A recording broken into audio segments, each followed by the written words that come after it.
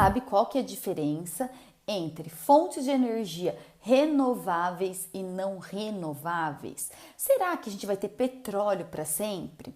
Então, esse é o tema da nossa aula de hoje. Vamos lá então. Primeira coisa, gente, fontes de energia renováveis, o próprio nome já diz que ela se renova, ou o homem é capaz de produzir de novo, mesmo se ela acabar em um tempo útil, né? Então, os exemplos de energias renováveis, a gente tem energia eólica, que é energia dos ventos, a gente tem energia solar, né, que o sol tá sempre aí. A gente tem também a biomassa, todas as plantas, a cana-de-açúcar, que faz o etanol, o álcool, né, que é um combustível para os carros, eles podem ser renovados, ou seja, pode sempre plantar a cana quantas vezes quiser, desde que tenha um tratamento no solo, né, para o solo não se esgotar, e a gente pode ter um combustível para sempre. Então, isso que é combustível renovável, uma fonte de energia renovável, que a própria natureza renova ou o homem consegue fazer, plantar, produzir. Beleza? E as não renováveis? Ora, o nome já diz, né? Não se renovam, ou seja, a natureza fez, ela levou milhões de anos na escala geológica para produzir e não vai produzir de novo, ou não numa escala útil de tempo, que a gente vai poder usufruir. Então, por exemplo, um petróleo, que é um combustível fóssil, ele foi formado, gente, por milhões e milhões e milhões de anos, né? Por acúmulo ali de animais mortos, plantas, material orgânico, que foi compactando. Então, foi toda uma atmosfera de temperatura, de pressão, que formou aquela pasta, né, que é o petróleo.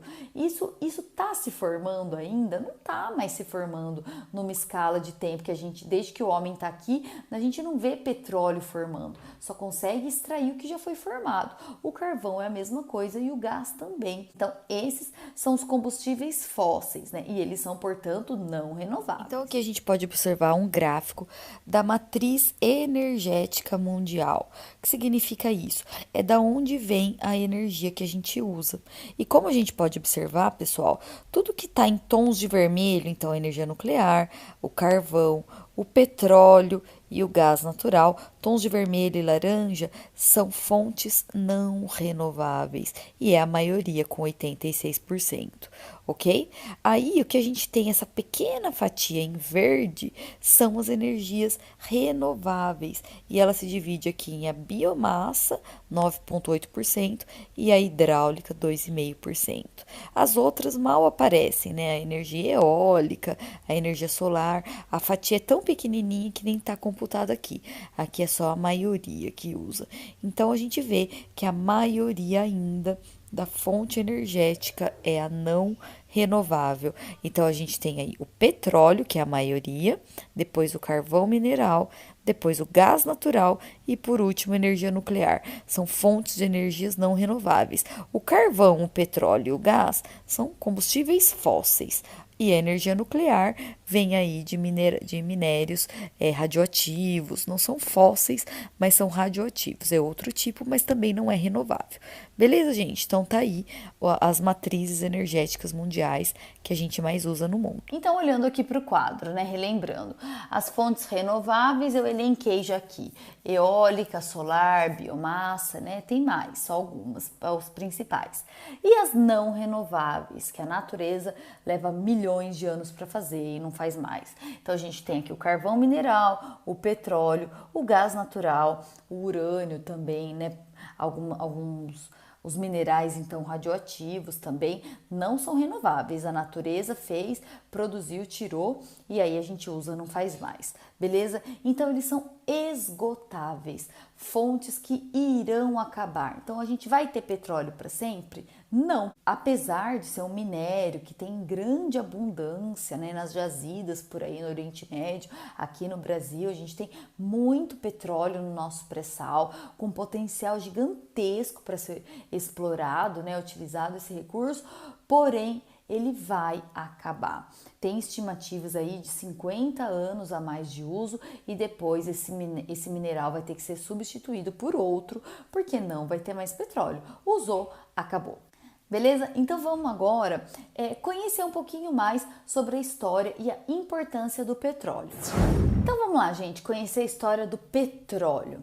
O petróleo, ele é o combustível fóssil, né? Então, como eu disse, ele foi formado em milhões de anos, né, com deposição de animais marinhos ou terrestres, uma condição extrema de temperatura e pressão que foi compactando e formando essa pasta, né, esse líquido preto de material orgânico de milhões de anos atrás, que é o petróleo. Ele é altamente inflamável, por isso que ele é chamado de combustível. Curioso, gente, é que o petróleo ele começou a ser mais usado agora, né, no século XX, como combustível dos carros e conheceu aí seus subprodutos, porém ele já é usado há mais de 5.000 anos atrás. Tem relatos de que usavam o betume, que é mais ou menos aquele material que usa para fazer asfalto, né, para impermeabilizar as embarcações ali dos povos antigos. Olha só que curioso, né? Mas ele ainda não era usado como um combustível, apenas como um impermeabilizador. Então vamos lá. O uso dele principal hoje é como um combustível. Então, do petróleo faz o refinamento. Então, funciona assim. O petróleo, ele não é colocado o petróleo no carro. Não é verdade, gente? É a gasolina. E como que surge a gasolina? Então, eles têm que fazer o processo de refinamento desse petróleo. Então, ele vai para a refinaria, tem um grande impacto ambiental, porque vai queimar, vai aquecer esse petróleo, vai ferver a elevadíssimas temperaturas. E desse aquecimento, ele vai começar a se subdividir em produtos. Então, aquece até um tanto, a gente tem o diesel, depois tem a gasolina, depois tem querosene, né? Então, aí vai tirando os subprodutos do petróleo. Outra coisa que é derivado do petróleo, os produtos sintéticos. Então, as tintas, os plásticos, né, todo o material vem do petróleo, as borrachas. Então, por exemplo, essa caneta aqui, ó, que ela é de plástico, é petróleo, gente. Essa lousa é petróleo, todas as tintas, né? A escova de dente, as cerdas da escova de dente, o plástico é petróleo, os chicletes que você mastiga que não pode engolir é petróleo, todos os emborrachados, então são subprodutos do petróleo. Todas as embalagens, imagina todos os pacotes de bisnaguinha do mundo, de pão de forma, de shampoo, de hidratante, as embalagens que existem, né? Todos os plásticos que envolvem, sei lá, macarrão, pacote de bolacha, tudo é feito de petróleo. Por isso que ele é o minério mais cobiçado, que quem detém minas de petróleo, que a gente chama de jazidas, são milionários, né? Bilionários, porque usa petróleo para tudo no mundo hoje. Certo? Próximo item, então. Olha que curioso. Vou colocar aqui a imagem para vocês do primeiro poço de petróleo. Ele foi descoberto em 1859 lá na Pensilvânia. Então, foram os primeiros relatos de petróleo retirado lá nos Estados Unidos, né? Então, pertinho já do século XX, tá aí a primeira extração de petróleo que tem conhecimento. É importante lembrar também que o petróleo ele é extraído de rochas sedimentares, não é? Porque é aquela coisa, né, gente? As rochas sedimentares, elas foram compostas por sedimentos que foram compactando com o passar dos anos, não é? Então, só são encontrados em rochas sedimentares. Então, onde tem bacia sedimentar, é ali que vão procurar onde tem petróleo. Ponto aqui que eu vou mostrar para vocês sobre a reserva e a produção tem diferença. Então, o que significa ter uma reserva de petróleo e o que significa produzir petróleo? Não é a mesma coisa. Tem países que são detentores de petróleo, que tem muito petróleo no seu subsolo, seja em terra ou seja em mar, né? Mas não quer dizer que ele seja o primeiro país em produção de petróleo. Tem países que são grandes produtores de petróleo e nem tem tanto petróleo no seu solo, porque exploram petróleo de outros países. Então vamos olhar agora dois gráficos para vocês, comparando aí a reserva e a produção, que a gente vai entender essa parte. Então vamos lá observar aqui esse gráfico. Esse primeiro gráfico é sobre as reservas de petróleo, né? Reserva, pessoal, para vocês entenderem, é quando o país tem petróleo no seu território, é o dono do petróleo que está lá no seu chão, no seu subsolo, tanto em terra quanto em mar, beleza? Então a gente tem em primeiro lugar a Venezuela. Olha só, pessoal, 301 bilhões de barris, né? Estimativa que tem a Venezuela. Ela é o primeiro lugar, o país que vive uma grave crise econômica. As pessoas estão comendo do caminhão de lixo, né? Uma inflação gigantesca, uma moeda super desvalorizada, passando graves necessidades. E é o país que mais tem petróleo no mundo, é isso mesmo, né? Para vocês verem como que a política influencia aí na vida de um país. Em segundo lugar, a gente tem a Arábia Saudita. A Arábia Saudita, então, tem muito petróleo no seu solo. Em terceiro vem o Canadá, depois o Irã, Iraque, Kuwait, Emirados Árabes. Então, se a gente pegar Arábia Saudita, Irã, Iraque, Kuwait, Emirados, qual mais tem aqui? São todos lá do Oriente Médio. A gente sabe que lá tem muito petróleo. Em oitavo lugar, a Rússia. Depois os africanos, a Líbia e a Nigéria se destacam na África. Em 11º lugar vem os Estados Unidos e o Cazaquistão também na Ásia Central. Agora, gente, vamos observar o outro gráfico que é de produção aqui de petróleo em 1.000 barris por dia. Então, em primeiro lugar, ó, são os Estados Unidos. Ele produz 15 milhões e 647 mil barris por dia. É assim que a gente vê. Se na legenda tá escrito em 1.000 barris por dia e o dado tá 15 mil, você não vai falar 15.647 mil, né? Fica errado falar assim. Você tem que falar 15 milhões 647 mil. Então é isso mesmo. São 15 milhões de barris por dia que os Estados Unidos produz. Em segundo lugar vem a Arábia Saudita também. Em terceiro a Rússia. Olha lá onde ela estava, né? Ela estava em oitavo lugar de detentora de petróleo, mas já está na terceira em produção. O Canadá, a China, que nem aparece em nenhum lugar dessa lista aqui, né? A China não tem petróleo no seu território, não tem muito petróleo, e é o quinto lugar, né? Depois vem o Irã, Iraque, Emirados Árabes. Olha o Brasil também. Nós estamos em 9º lugar em produção de petróleo. O Kuwait, que aqui, olha que interessante, nessa lista ele é o 6º, aqui ele cai para o 10º. Então, mesmo tendo petróleo no seu território, não significa que ele é um grande produtor. O México, e o dado mais impressionante que eu queria que vocês atentassem é a Venezuela, né? Ela está em 12º lugar em produção, sendo que ela é a primeira, né? Se a gente olhar aqui, ela é a primeira que tem mais petróleo e a 12ª em produção. Então, o que significa ter petróleo e produzir?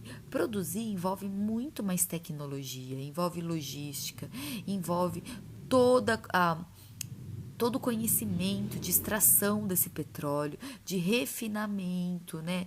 E levar o petróleo nas refinarias, fazer o refinamento do petróleo. Então, isso que significa produção.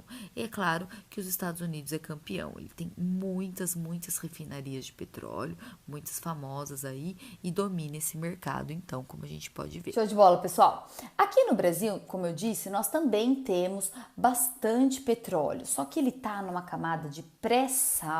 Então a gente tem no fundo do mar uma longa camada de sal e o petróleo está embaixo dessa camada. Então é hiper difícil o acesso. Esse sal, ele tem uma propriedade de ser plástico. Então quando perfura essa camada, o sal ele dilata e passa a broca, né, perfurando. Só que daí ele tem a propriedade de fechar a passagem e a broca não consegue voltar.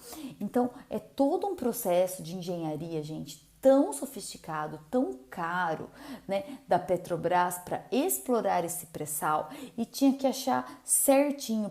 A primeira perfuração que eles fizeram, eles não acharam. Então, gastaram-se milhões de reais e aí depois que tiveram que perfurar em outro lugar. Então, é hiper complicado. Mas hoje tem uma produção grande até de petróleo no Brasil com a exploração no pré-sal. Legal? Falando agora aqui do pré-sal no Brasil, nós temos a Grande Bacia. Olha só, gente, toda essa zona aqui verde, né, circulada aqui, são os campos, né, de exploração do pré-sal. Então a gente tem o Campo Tupi, Campo Júpiter, estão aqui do lado, né, em destaque, que a gente vê aqui nessa legenda. Então são os campos que estão em exploração. Eles ficam aqui perto de São Paulo, no litoral de São Paulo e do Rio de Janeiro, como a gente pode ver aqui um pouquinho no Espírito Santo também. Aqui então a gente pode ver como que onde que fica o pré-sal. Então a gente tem toda a camada de água, aí vem esse pós-sal, aí vem a camada de sal, olha como ela é grande, aí chegamos no pré-sal. Então é um longo percurso, não é verdade, gente? Até alcançar o petróleo. E essa camada, ela é toda porosa, é difícil acesso. Então, quando eles conseguem perfurar, como eu disse, esse sal, ele é plástico, não é? Esses tubos aqui, eles são pressionados. Então, teve que pensar todo um material inteligente para suportar essa pressão até chegar no petróleo e começar a extrair, mandar lá para cima nas plataformas. Então, essa é a condição de petróleo no Brasil. Tem bastante, mas fica lá muito profundo na camada depois do sal, chamada pré-sal. E para terminar, então, alguns pontos negativos e positivos do uso de petróleo para a nossa sociedade moderna. Vamos lá. Bom, aqui a gente tem uma tabela comparando os pontos positivos dos pontos negativos. Vamos ver primeiro os pontos positivos? O primeiro ponto positivo é um combustível de excelente desempenho. Isso sem dúvida, né, gente? Todos os automóveis funcionam muito bem com gasolina, com óleo diesel, não é verdade? Então, tem muito bom desempenho. Termoelétricas também usa queima de petróleo. É muito bom, ele queima bem, faz funcionar bem as máquinas. Outro ponto positivo, apresenta um número relativamente alto de reservas, então ainda tem bastante reserva, né? Como a gente viu, grandes países são detentores de bilhões ainda, né, de barris de petróleo, tem bastante ainda no mundo. E aqui oferece uma boa relação de custo-benefício, ou seja, o gasto que tem para tirar esse petróleo, refinar e usar, a gente reclama que é caro, mas ainda assim não é tão absurdamente caro, né? Então, o que gasta para ser explorado é pago e é uma boa relação de custo-benefício. Vamos ver agora os pontos negativos, né? Pontos negativos. Primeiro, um dos maiores poluidores do ar, colaborando para o aumento do efeito estufa. Claro, né, gente? Muita poluição do ar, queima petróleo, sai fumaça. No refinamento do petróleo também polui. Tudo bem? Outro ponto negativo, apresenta má distribuição das reservas no espaço geográfico mundial. Claro, uma concentração muito grande lá no Oriente Médio, norte da África, não é verdade? Aqui na América Latina, a gente tem Venezuela e Brasil, então não é bem distribuído, né? Não é todo país que tem petróleo. Então isso fica complicado e causa aí vários conflitos geopolíticos. E aqui oferece riscos ambientais relacionados à extração e transporte. Riscos ambientais não é só na poluição depois que ele virou gasolina, a extração desse petróleo, né? Você mexe com camadas profundas, não é verdade? O transporte é um produto altamente inflamável, é perigoso. Então, tem vários problemas. Esses, então, foram os pontos positivos e negativos do uso de petróleo. Espero que vocês tenham gostado. Foi isso, gente.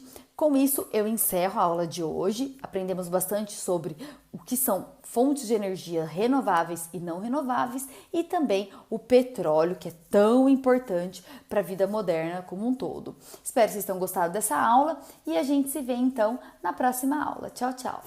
Se você gostou desse assunto, não esqueça de deixar o seu like aqui para mim, compartilhar esse vídeo com algum amigo, se inscrever aqui no canal, clica aqui no botão inscrever-se se você ainda não for inscrito. O seu comentário, a sua curtida, o seu compartilhar esse vídeo é muito importante para mim, porque o algoritmo do YouTube entende que eu tô gerando conteúdo de valor e faz chegar a mais pessoas. E eu quero ajudar todos os estudantes aí do Brasil que se interessam por geografia, querem ir bem na prova e querem ficar por dentro de assuntos interessantes e atualidades também, certo? Então, muito obrigada pela sua participação, por estar assistindo o vídeo até agora e a gente se vê no próximo vídeo. Tchau, tchau!